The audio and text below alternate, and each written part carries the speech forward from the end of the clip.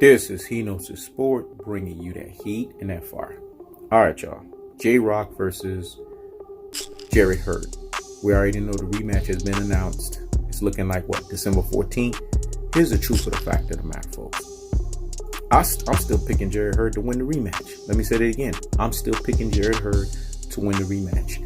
Because what people don't understand is that Jarrett Hurd, when he gets on the inside, he is solid as fuck. Let me say it again.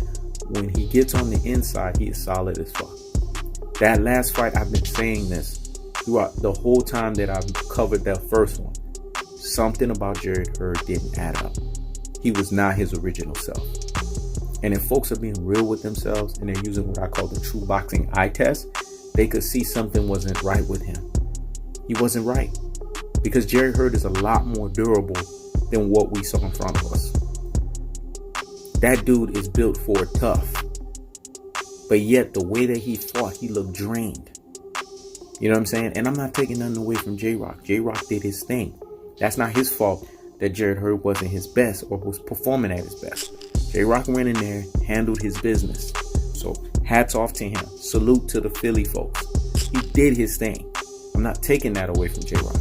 All I'm saying is when I look at Jarrett Hurd, I did not see the same fighter that I saw in all of his other previous fights.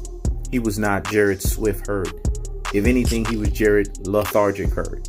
Let me say it again. He was not Jarrett Swift Hurd. If anything, he was Jarrett Lethargic Hurd out there. I need this rematch to happen because I feel like J-Rock has been running his mouth. So much so that he's saying, who could see me at 154 now? Dude, you just won a championship belt. Win a title defense. See, this is the thing with fighters. They get a belt and then they get slid to the mouth. You know, different than Andy Ruiz Jr. right now. You could actually, like him, be a one-hit wonder. Win a championship belt and basically have a unified, you know what I'm saying? You have unified belts, 2 belts, right? But then turn around and sit there and lose it in a rematch. Then what's that going to make you look like?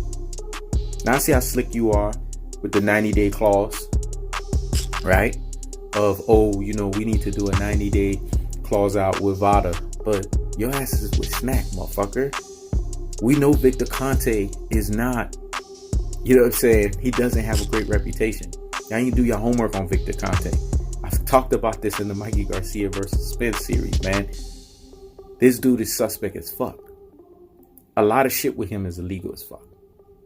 So I want to know what y'all motherfuckers taking with them snacks. Because Mikey Garcia survived a 12-round beatdown with Earl Spence. Josecito Lopez was able to go a lot longer than his ass normally go when he fought Keith Thurman.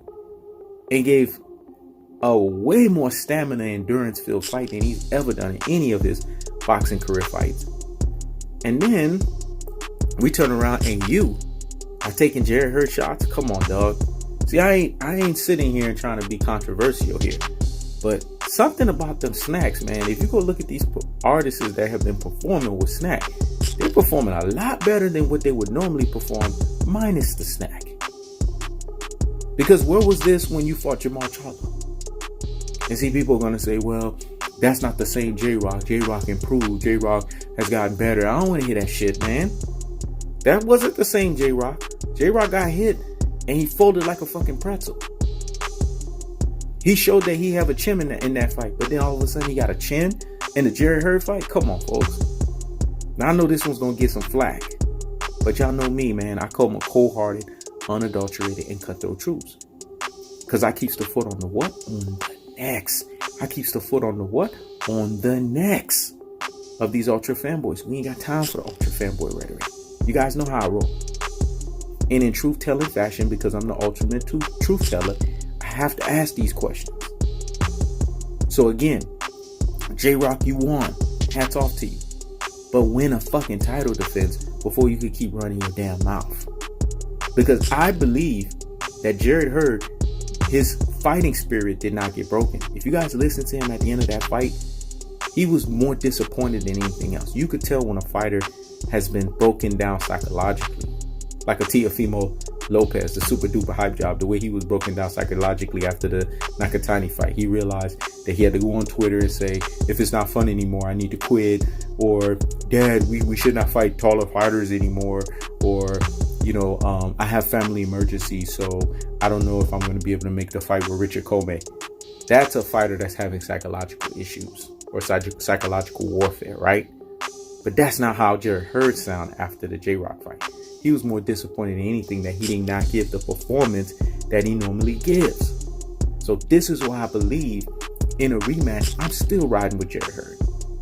Because I believe Jarrett Swift Hurd, his fighting days are not over. And I believe he needed this humbling moment to redeem him.